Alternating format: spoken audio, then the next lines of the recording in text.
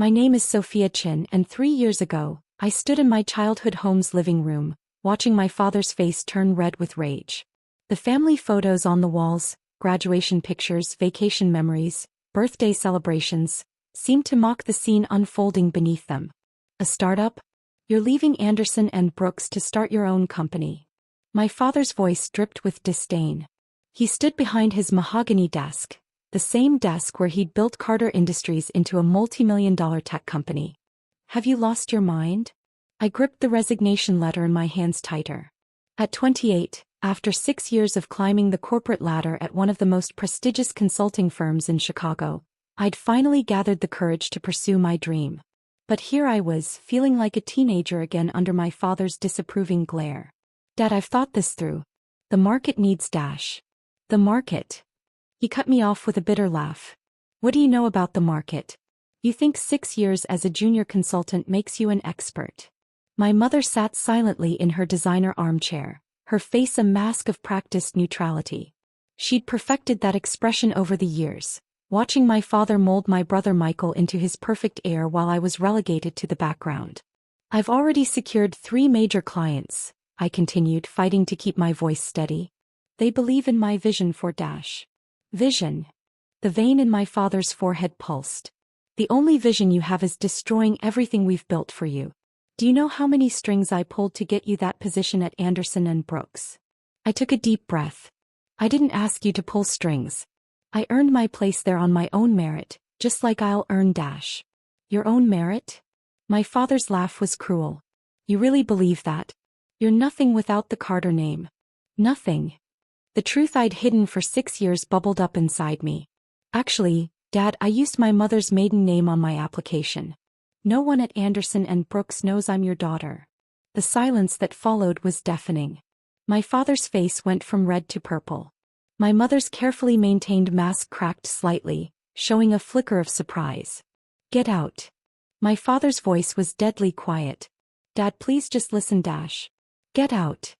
He slammed his fist on the desk. You want to throw away everything we've given you? Fine.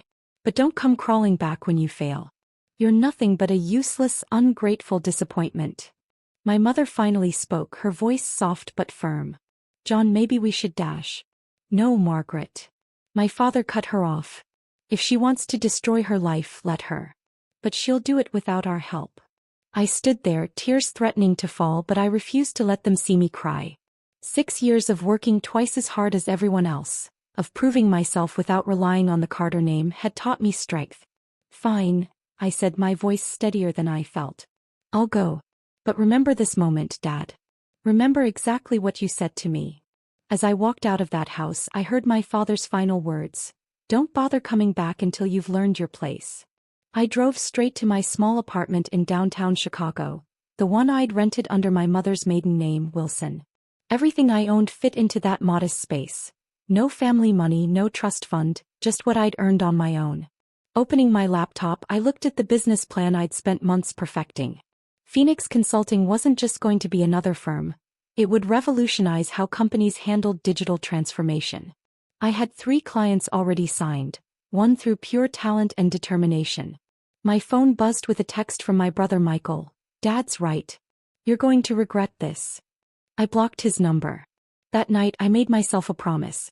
I would build something so magnificent, so undeniably successful, that one day they would have to face the truth about the useless daughter they'd thrown away. Little did I know that day would come sooner than anyone expected, and when it did, I would hold not just my success, but their company's survival in my hands. 3 years passed in a blur of 18-hour workdays, endless meetings, and relentless networking. Phoenix Consulting grew from 3 clients to 30, then 300. We specialized in digital transformation and corporate restructuring, becoming known for turning failing companies into industry leaders.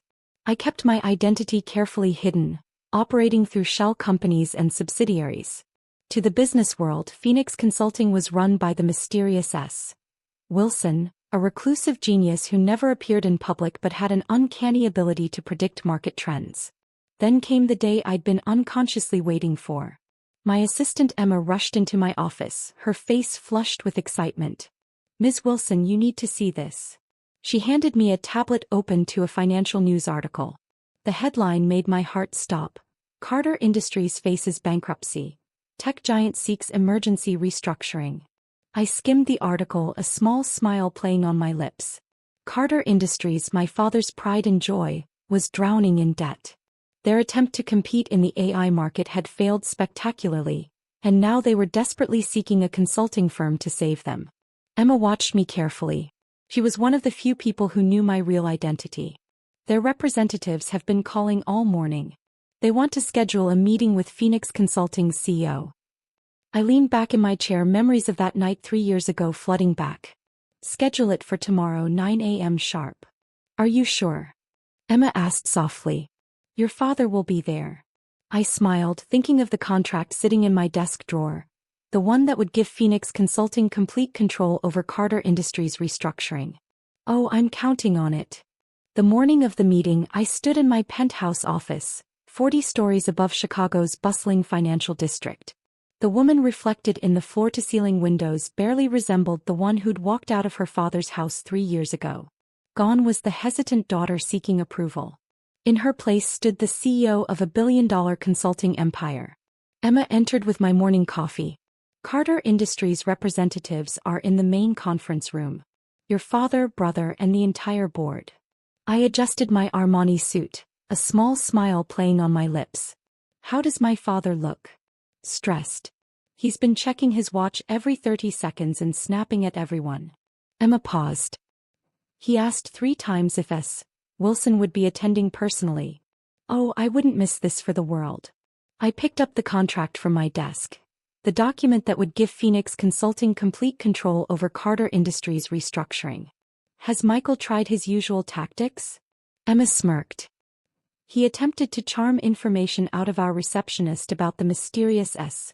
Wilson. She played her part perfectly. The past 3 years had taught me the value of patience. While my father and brother ran Carter Industries into the ground with their outdated methods and rigid thinking, I had built Phoenix Consulting into an industry powerhouse. We didn't just consult, we transformed companies from within, and now my family's company needed that transformation more than ever. Their latest financial reports? I asked, though I'd memorized every detail. $287 million in debt, stock down 68% this quarter, and their AI division is hemorrhaging money. Emma handed me another tablet. They've already been turned down by 3 other consulting firms. We're their last hope. I checked my reflection one final time. Time to remind them why they should have believed in the useless daughter. The walk to the conference room felt like walking through memories. Every step echoed with my father's words from that night. You're nothing without the Carter name. Don't come crawling back when you fail.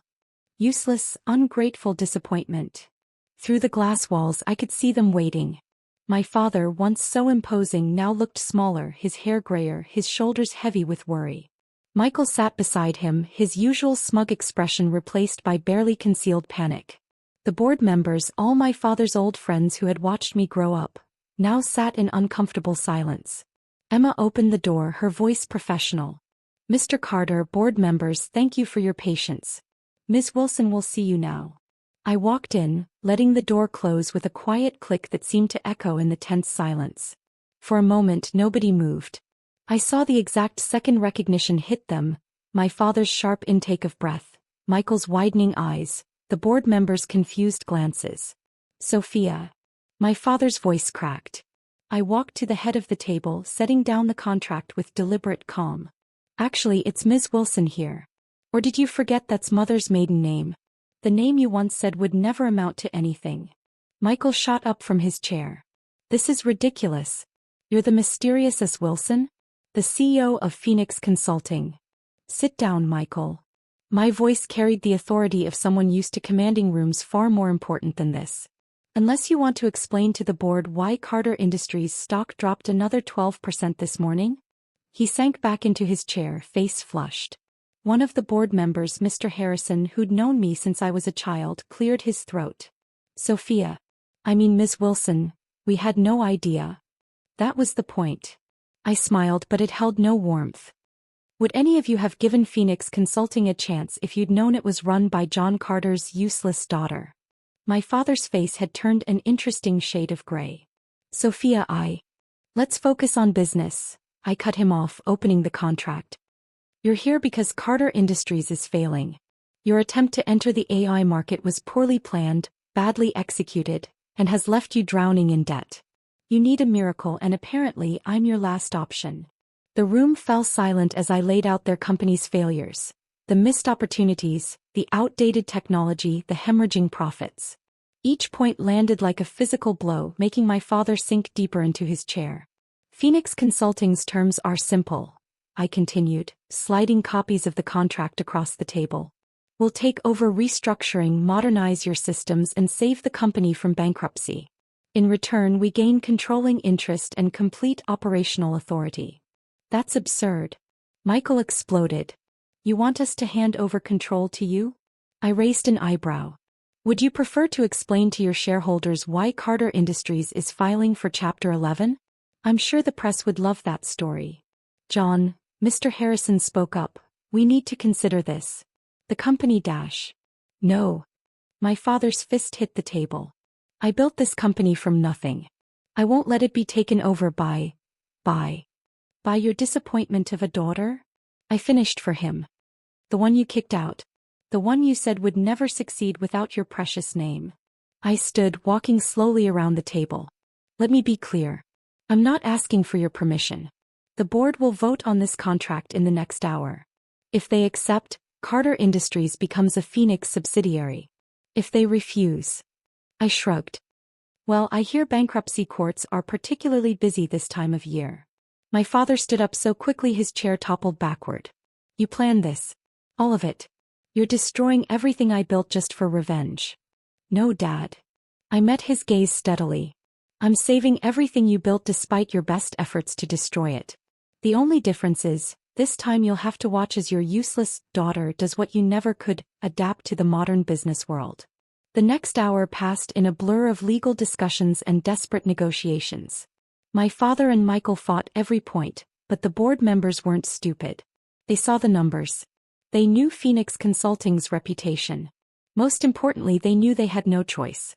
The vote was 8-2 in favor of accepting Phoenix's terms. Only my father and brother voted against it.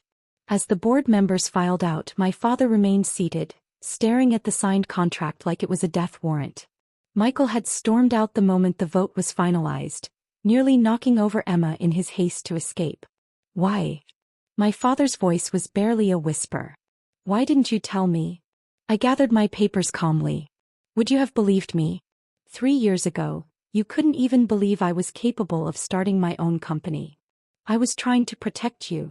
He looked older than I'd ever seen him. The business world is cruel, Sophia. I didn't want you to get hurt. No, I corrected him. You didn't want me to succeed without you. There's a difference. I walked to the door, then paused. The first board meeting under Phoenix leadership is Monday at 9 a.m. Try not to be late. I hear the new CEO is a real stickler for punctuality. I was almost out the door when his voice stopped me. Sophia, wait. I turned back. That night, what I said. Save it. I held up my hand. You taught me the most valuable lesson that night, Dad. You taught me that sometimes the people who should believe in you the most are the ones who believe in you the least. But that's okay. It just means your success tastes even sweeter when you prove them wrong. As I walked back to my office, Emma fell into step beside me. Ms. Wilson, your mother is on line 1. Apparently news travels fast. I smiled, remembering my mother's silent neutrality that night. Tell her I'm available for lunch tomorrow. I think it's time she met the real S. Wilson. Sitting at my desk, I looked out over the city I now commanded. The useless daughter had built an empire bigger than her father had ever dreamed possible.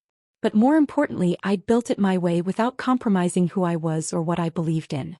My phone buzzed. Another news alert about Phoenix Consulting's takeover of Carter Industries. The headline made me smile. Tech giant salvation comes from unexpected source. If they only knew how unexpected it truly was. That evening, as I worked late in my office, Emma brought in one last document, the updated company letterhead for Carter Industries, now a subsidiary of Phoenix Consulting Group. At the bottom was a small note, founded by S. Wilson CEO. No mention of the Carter name. No reference to the family legacy. Just the truth about who had really built something worth remembering. I thought about that night 3 years ago, when I'd driven away from my childhood home with nothing but determination and a dream. My father had been right about one thing: I was nothing without the Carter name. I was everything without it.